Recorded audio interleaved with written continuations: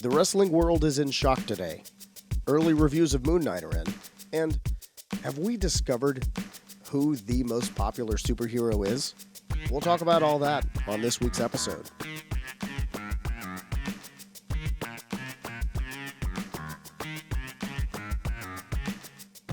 Hey y'all, it's Grant Fletcher. Thanks for tuning in to this week's episode of Trivial Culture. I appreciate you tuning in, guys. We're going to keep it a little bit short this week here. You could probably hear it in my voice. My voice is about to go. It's,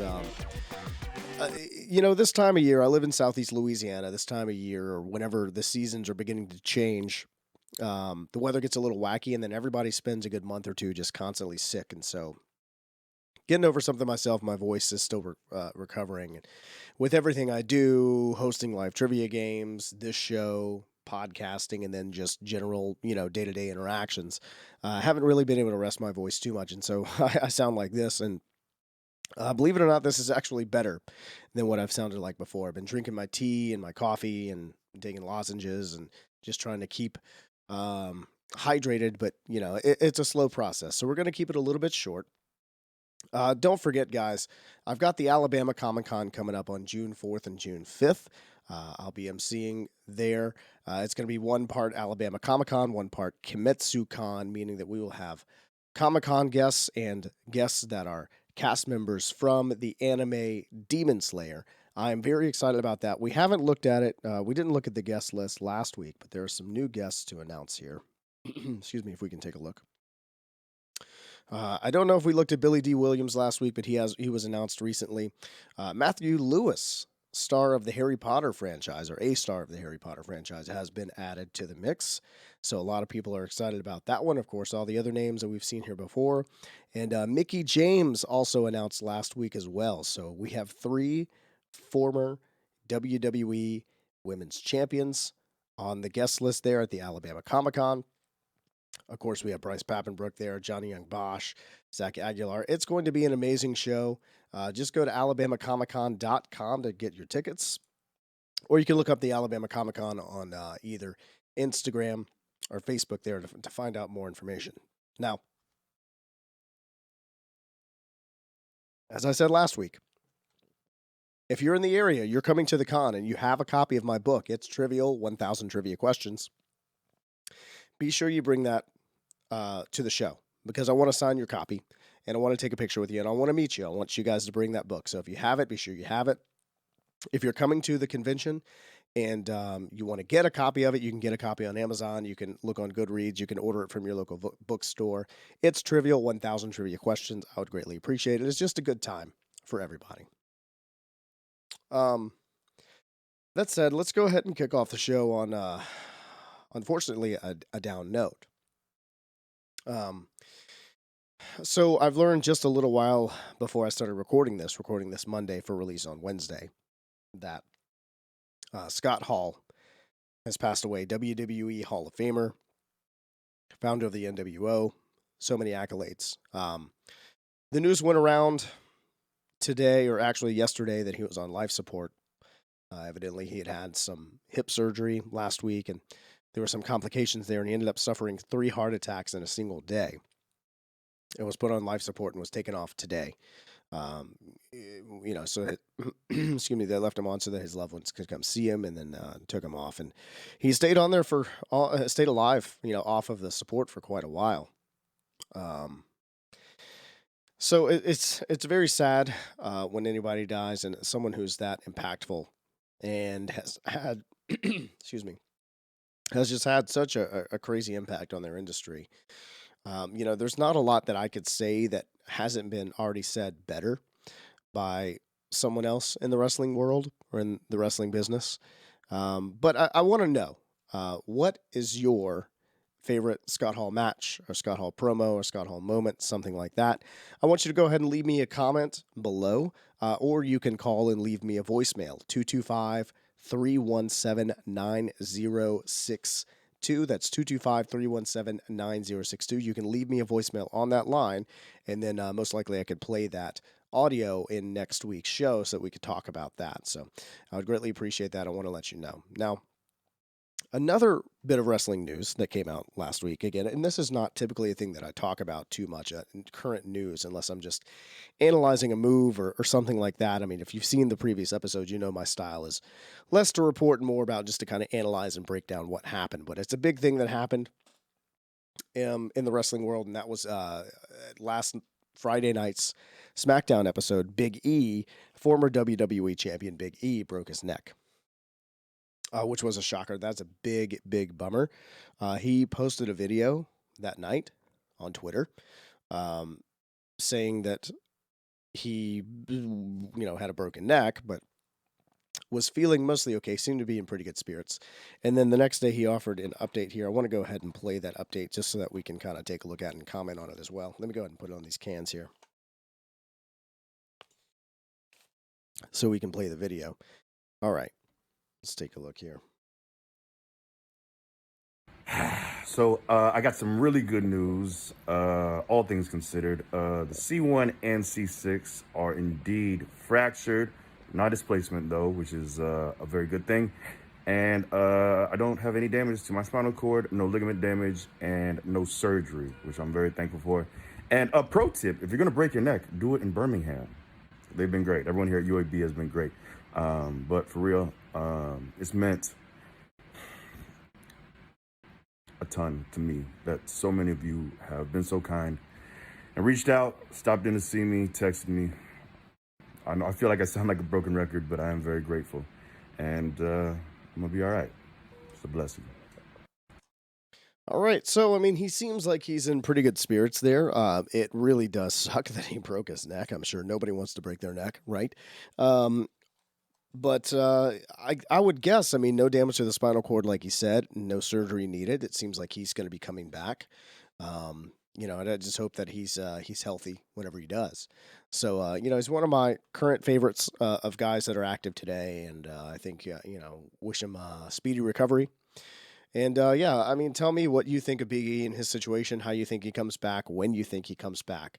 Let me know as well down in the comments or again at that voicemail, or you can hit me up on Twitter. I am at Grant L. Fletcher. That link there will be in the description below in this video. Now let's go ahead and move on to Moon Knight, like we had mentioned earlier today, or earlier in the episode, I should say. We'll talk about Moon Knight next, because this is a show that I've been very interested in since it was announced to begin with.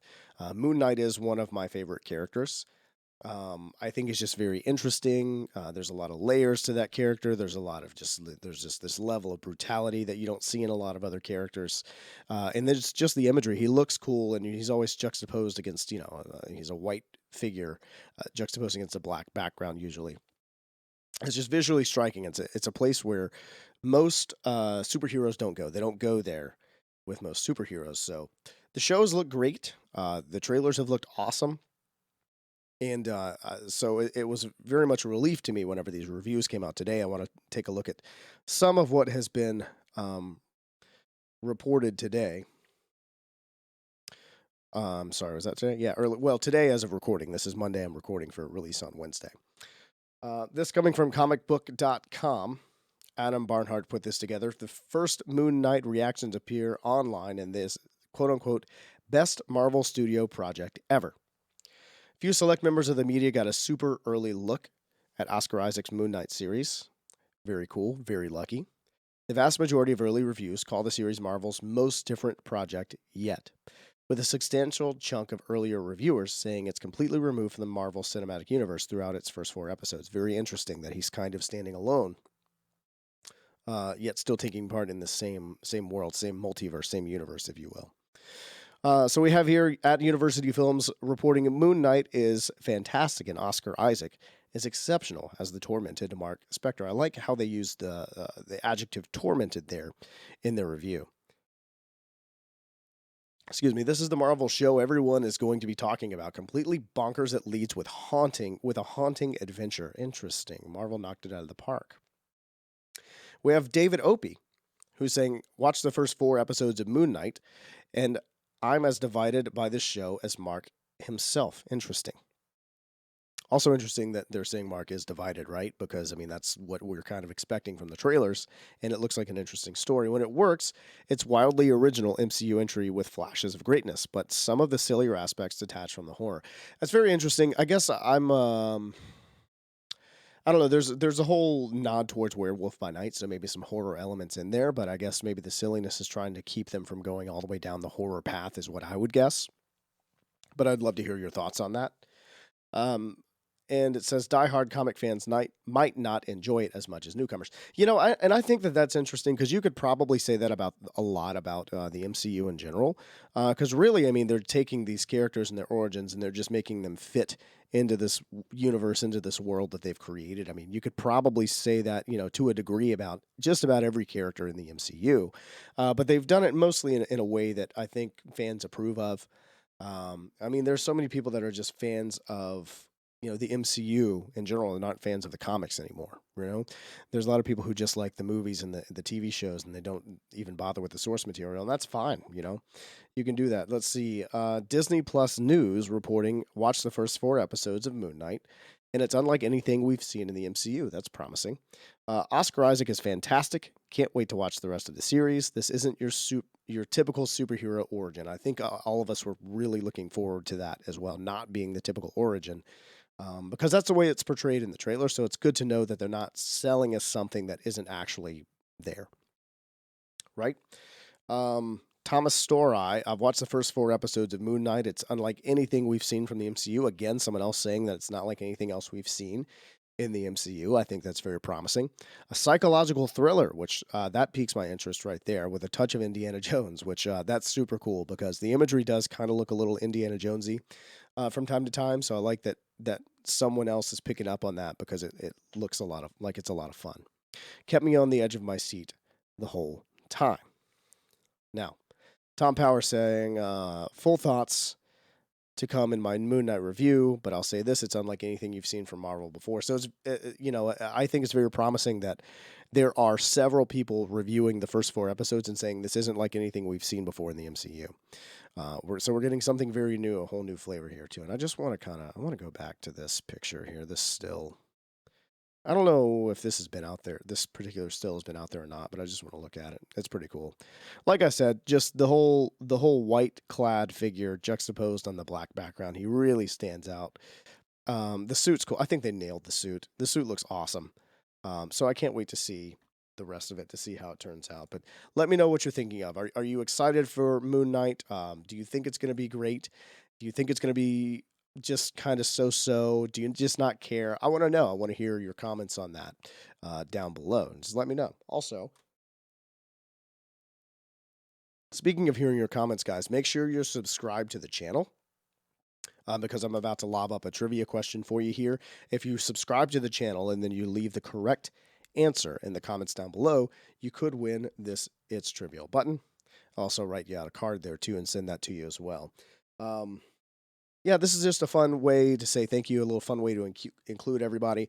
And then once we hit 1,000 subscribers, I'm going to upgrade this to an enamel pin. And then also the next winner on that one will win a signed copy of my book. It's Trivial 1,000 Trivia Questions. So one question per subscriber, right? So the question this week is: which stretchy hero's origin came when he suffered an accident while pulling off a heist at Crawford Chemical Works? All right, a final thing we are going to discuss on this week episode. Again, I told you I was going to keep it short because my voice is going out. I've thought about this recently, and I've been kind of, I guess, waiting for the correct time to address it, and I'm going to be searching for some information here as I'm talking to you because I forgot to grab some particulars on this.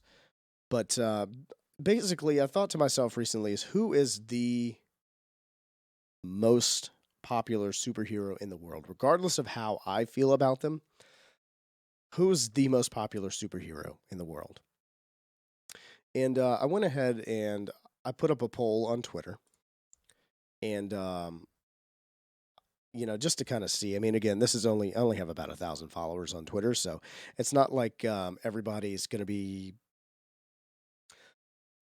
this is going to be like a big scientific study that's going to give you the big consensus. But I'm going to go ahead and show you the poll, and I didn't have a lot of engagement anyway, but I'll show you the poll and we'll kind of discuss what we see here. Because of the fact that, well, let's take a look before we talk about it. We go further. Let's just take a look at it. So I went on Twitter and I said, regardless of your preference, who do you think is the most popular superhero in the world today? Now, for starters, it only got 9 votes. Here's what happened. I put this up on a Friday, middle of the afternoon, on a Friday afternoon, whenever it came to my head.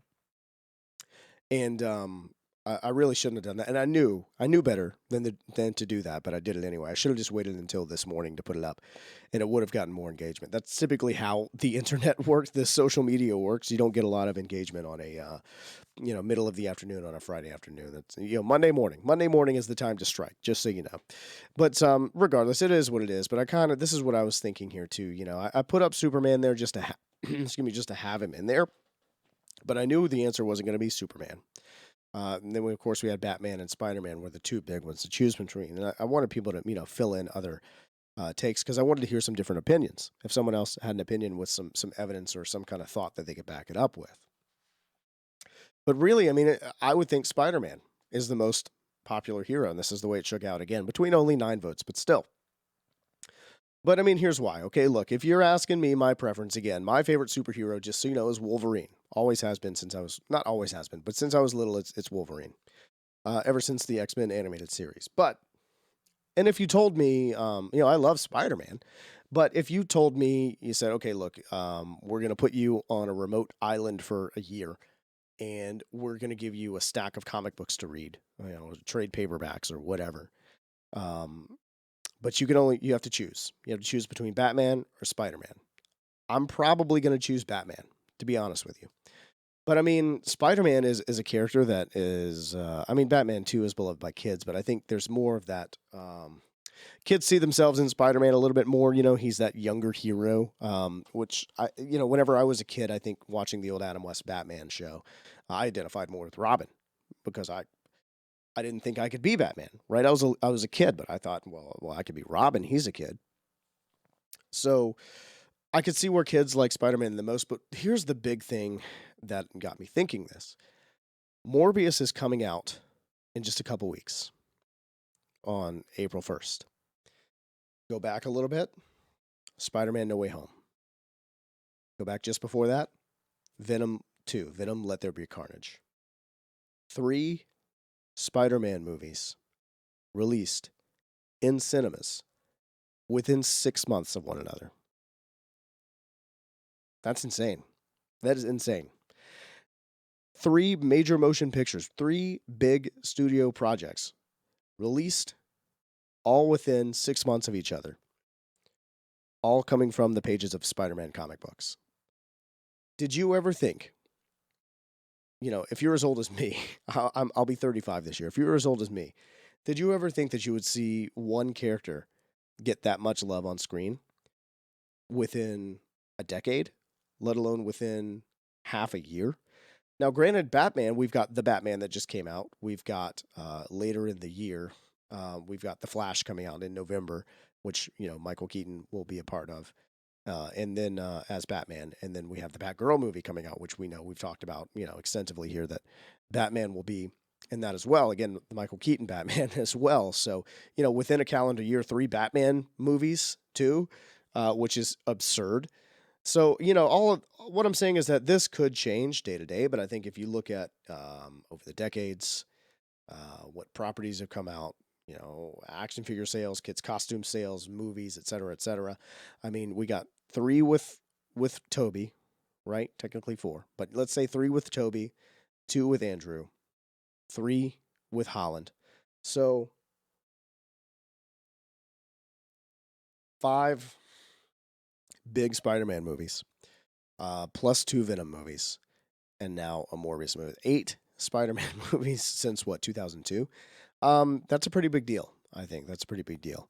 So I think just if we're betting money on this, and you took a poll of everybody on Earth that's ever heard of either of those characters, they're going to go with Spider-Man. But I would like to hear your thoughts on that as well. leave me a comment below, leave me a voicemail, hit me up on Twitter. I'd like to hear it. Y'all, thanks for checking out this week's episode of the show. I greatly appreciate it. Again, I got to get out of here. My voice is pretty much trash, so I'm going to end this about 5 minutes early. But again, be sure you are subscribed. Hit me up at the Alabama Comic Con if you are going to be there. Follow me on both Twitter and Instagram at Grant L. Fletcher, and I'll see you back here next week.